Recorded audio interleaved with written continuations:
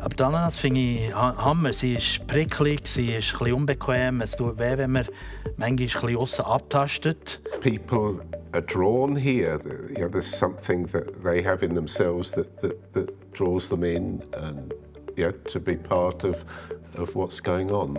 Wir selber spüren das auch, dass irgendwie die Atmosphäre und das Zusammensein einfach anders ist.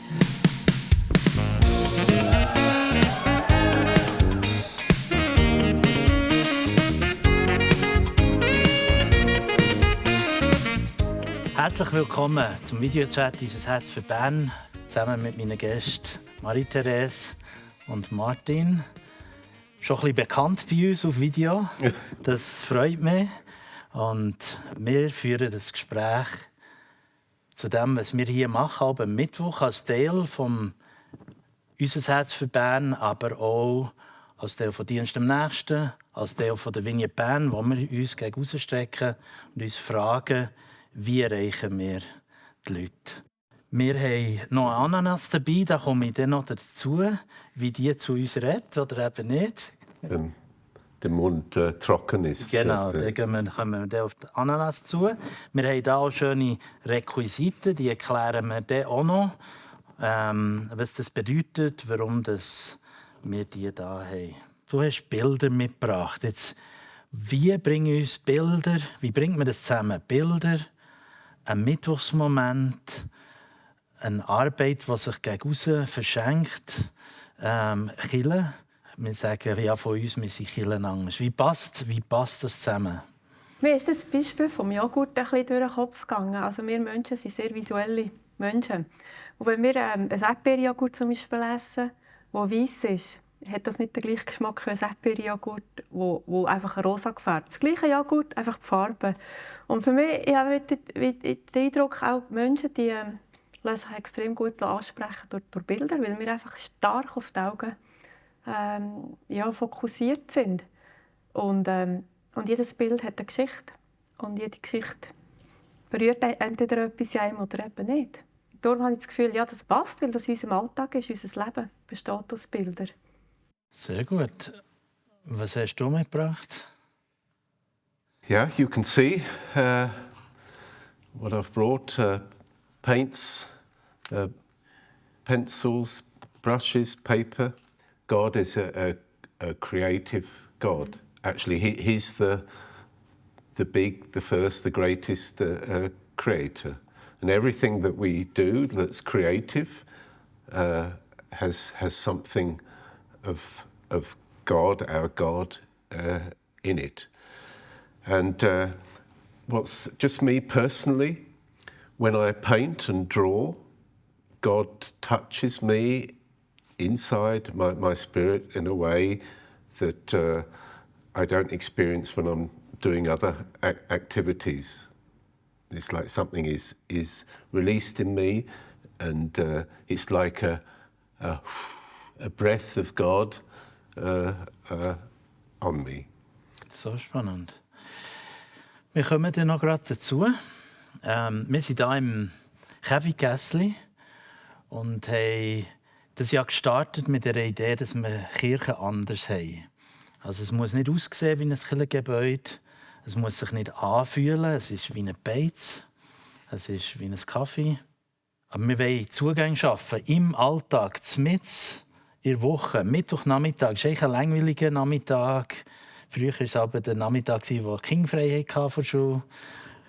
Aber so ausdrücken, genau das machen wir. Wir wollen die Leute begegnen, mitten im Nachmittag aus ihrem Alltag raus. Erzähl mir mal, was hast du schon erlebt hier? Was ist passiert? Also du bist da, bereit, hast Bilder und dann ist jemand reingelaufen. Und was machst du dann damit? Mit den Menschen oder mit den Bildern? Also ich finde, noch zum Namen, oder, den wir gewählt haben für unsere Mittwochnachmittage, die Mittwochsmomente, das zeigt eigentlich ein bisschen das auf, was ein bisschen passiert mit den Menschen, wenn so jemand reinkommt. Wir möchten gerne auch Momente schaffen, Begegnungsmomente mit diesen Menschen. Und auch, dass sie Momente haben, Begegnung mit uns, aber auch mit sich selber und mit Gott. Und für mich ist es so, wenn jemand reinkommt, dann finde ich sehr gäbig, wir haben eben so Bilder, verschiedene, die sammle ich aus der Brockenstube, wie auch immer, so ein bisschen auf dem Tisch verteilt. Manchmal hängen wir sie auch auf an eine Schnur. Und das ist schon eigentlich ein sehr einfacher Schritt, um überhaupt ins Gespräch hineinzukommen mit den Leuten. Und meistens, je nachdem, wie es sich entwickelt, frage ich sie, ob ich sie gerne ermutigen darf.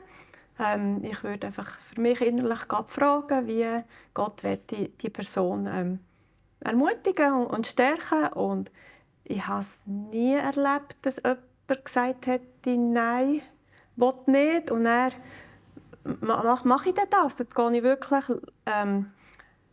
tue ich die Bilder so vor meinen Augen durch. Oder ich gehe bei diesen Bildern vorbei und frage innerlich Gott, ja, wie willst du die Person ermutigen? Und das eine und das andere, was ich eben auch noch mache, ist, ich frage die Person selber, du kannst für dich auch ein Bild auswählen oder 2. Und ich tue, und dann tun wir miteinander austauschen. Und das finde ich eben noch schön, auch vor allem zu fragen, warum hast du das Bild ausgewählt? Kennst du dort Leute, die kommen?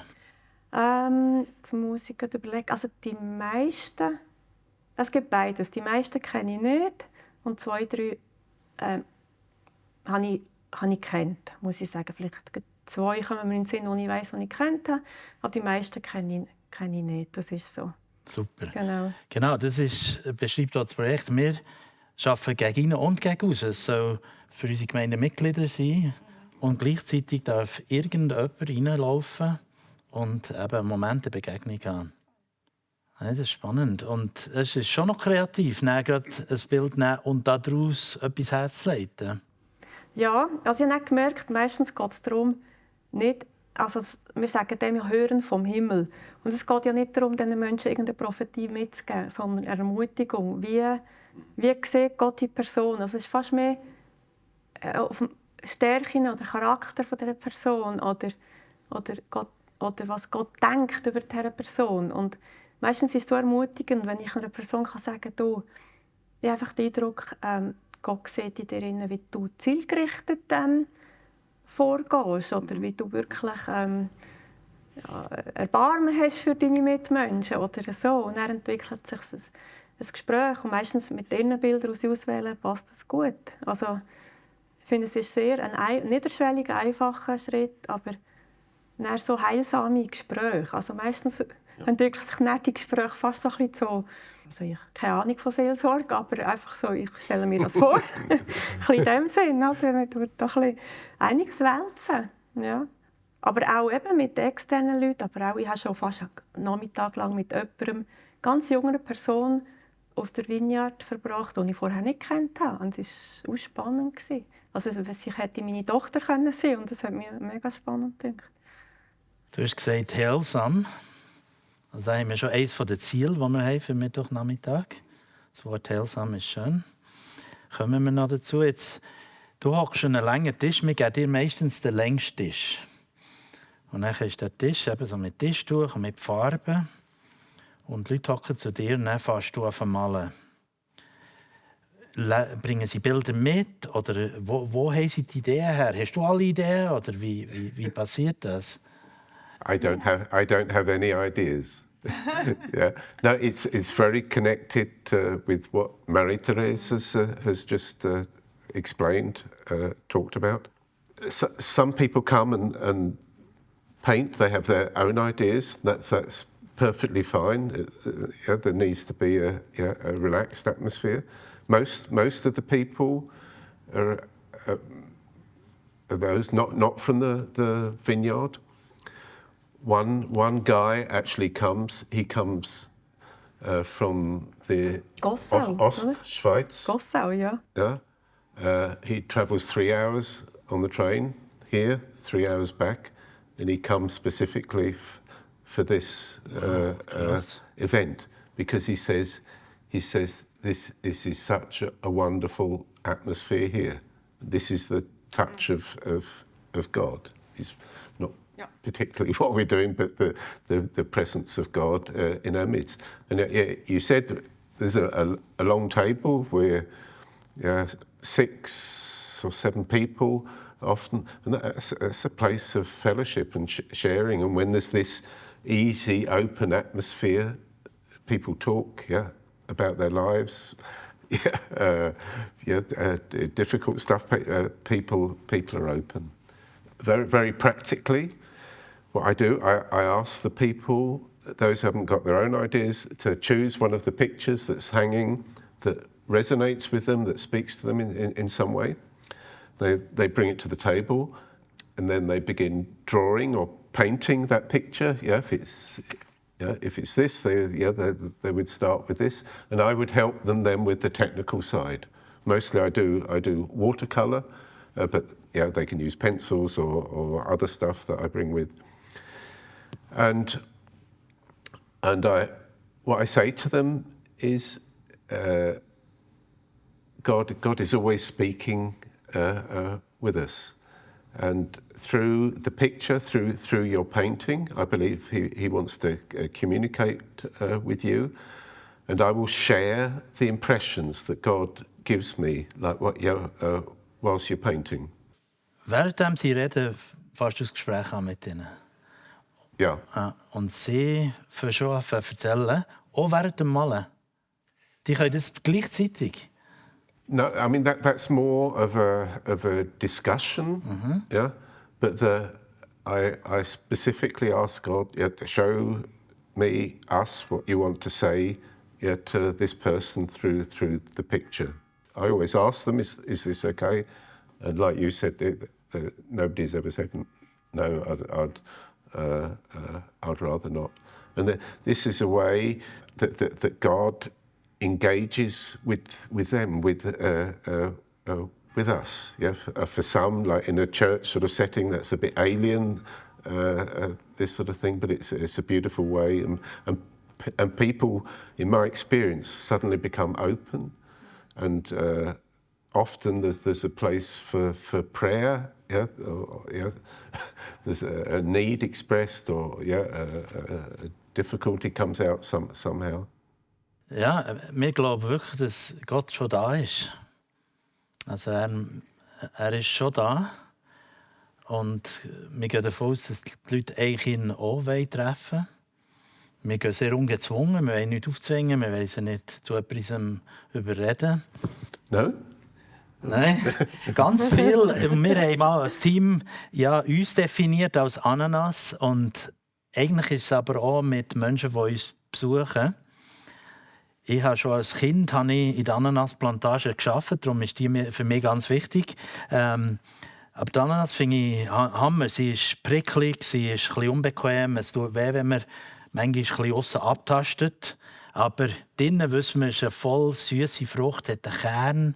Wenn man so aufmacht, passiert etwas. Es ist ein Genuss, es ist sogar auch heilsam. Bei bestimmten Krankheiten oder bestimmten Magenverstimmungen kann man Ananas essen und dann wird man gesund. Das habe ich mir sagen in Togo. Und ja, eigentlich ist das ein kleines Bild von dem, was hier auch passiert. Es sind nicht alle Ananas, aber sie laufen rein. Sie kommen rein, wissen nicht genau, was sie erwarten. Kommen zu dir an den Tisch, wegen der Bilder. Das Bild zieht sie an, kommen zu dir, weil sie sehen, wie Leute kreativ malen. Und dann hocken sie her und fangen eben auch an zu malen. Und haben dann durch das eine Begegnung mit Gott, die schon da ist. Es sind ein bisschen grosse Worte. Gott ist da, Gott berührt die im Malen. Wie, hast du schon jemanden gehabt, der gesagt hat, das glaube ich nicht? Oder hast du schon eine negative Rückmeldung gehabt? Not until now. Ja, super. No. Ja. But I think that's to do with the open sort of atmosphere that there is. We're not preaching. People are drawn here. There's something that they have in themselves that draws them in, and to be part of what's going on. That openness. Also opens the way for God to speak and us to share about Jesus, about what God is doing. but like you say, ungezwungen, yeah, not forced. Yeah, it happens in a very natural, supernatural way. Ja. Yeah, that's what's beautiful. Jetzt, du kennst dich, Marie-Therese, du kennst dich ein bisschen aus, wenn man die harte Schale wegnimmt, kommt zuerst noch ein bisschen Säure und dann kommt das Süße. Was machen wir, oder was machst du, wenn etwas vorkommt, das wirklich sehr dunkel ist? Also sehr dunkel meine ich, wenn ein Trauma vorkommt, wenn ein Schmerz vorkommt, aus einem Bild raus. Kannst du das gerade lösen? Oder, ja? Das ist jetzt eine schwierige Frage. Ja. Also, ich hatte schon Leute, wo ich das gespürt habe, vielleicht aus der eigenen Geschichte, und ich gemerkt habe, oh ja, das ist jetzt ein Trauma dahinter. Aber es war für mich nie so, dass ich jetzt das Gefühl hatte, das ist jetzt der Zeitpunkt, um irgendetwas anzusprechen. Sondern eigentlich viel mehr, wie du gesagt hast, einfach die Zeit hier ist wirklich für mich ein Stück himmelreich. Wir haben Zeit, wir haben keinen Stress, wir haben eben Gottes Gegenwart mit seinem Frieden, mit seiner Liebe. Und einfach das diesen Leuten zu ermöglichen oder zukommen lassen. Und so ist je nachdem, also ich weiss jetzt gerade von einer Frau, wo ich auch weiss, ich weiss, wir haben Möglichkeiten bei uns, im Vineyard zum Beispiel, etwas für jetzt die irgendwie Selbsthilfegruppen und so. Aber da habe ich manchmal das Gefühl, versuche ich sehr sensibel zu sein oder zu spüren, ist jetzt das dran oder nicht. Ich habe jetzt noch nicht das Gefühl, dass ich dran. Aber ich weiss, sie ist jetzt mehrmals gekommen. Aber ich weiss auch mal, es gibt für uns Möglichkeiten, dass man sagen kann, es gibt noch weitere Schritte. Aber ich merke schon, dass die Leute hierher kommen, wie der Mann, den du gesagt hast. Oder der sagt das jedes Mal. Er kommt einfach, weil die Atmosphäre hier einfach so anders sei. Und ich habe das Gefühl, das ist das, was die meisten wieder hierher zieht. Weil es einfach anders. Also es geht mir selber, es geht mir nicht einmal nur um die anderen. Wir reden ja immer nur um die anderen, die kommen sollen. Sondern ich habe das Gefühl, auch mir selber, ich weiß nicht, wie es dir geht oder dir, aber wir selber spüren das auch, dass irgendwie die Atmosphäre und das Zusammensein einfach anders ist. Und kein Druck und einfach offen sein für Gottes Feine, das Feine, oder in der Bibel gibt es doch so eine Beschreibung, Gott ist nicht in dem lauten Krachen, sondern einfach in dem Feinen, in den Berührungen, feinen Berührungen. Still small voice. Ja. Den Vers habe ich heute gelesen, «Be still and know that I am God», aus dem Psalm 46. Das erleben wir. Der andere Punkt finde ich auch spannend. Natürlich tun wir gerne Leute weiterleiten in gewissen Fragen. Aber in der Sozialarbeit ist eigentlich etwas vom Brutalsten, wenn jemand zu mir kommt und das Erste, was ich mache, ist, ich vernetze und sage, gang dorthin. Hey, ich will dich nicht sehen. Ja. Ich habe keine Zeit für dich und ich bin falsch. Es braucht es, aber gleich zuerst die Zeit haben, herhocken. Vielleicht ist dein Problem nicht einmal das Wichtigste. Vielleicht ist dein Problem, dass du mal herhockst, einfach malst, einen Kaffee trinkst. Und die anderen Fragen kommen dann schon. Also, das wollte ich bewusst sagen, dass wir mut uns nicht zu, dass wir Seelsorge machen und anbieten oder eine Traumatherapie. Und ganz viele Leute können wir auch nicht heilen. Aber es soll eine heilsame Erfahrung sein. Das lebst du auch, gell, beim Malen? Ja, immer wieder. Ja, you talk about the dark side coming up. Yeah, people begin to talk about the pain or difficulty in their lives. Yeah, so sometimes to the whole table, or sometimes just one-to-one. But there's always space to focus with somebody and to pray if that's appropriate. And it's like the gentle but persistent nature of God, in coming after us, pursuing us all. And I think, I mean, that's what I experience.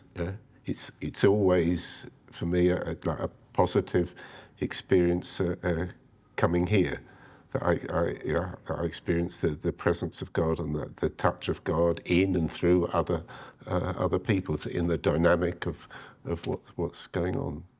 I mean, it's somehow a message about this place that people wander in and will sit down and have a coffee, and not knowing sort of what it is, but are happy to be here, content to sit and to and to talk. Often they want to pay. God's love is free. To those who insist, where there's a way for them to give something. But that's just something special. Yeah, when you come into a church, there's a formality about it, and here there's an informality and a freedom, and we're all in the same boat.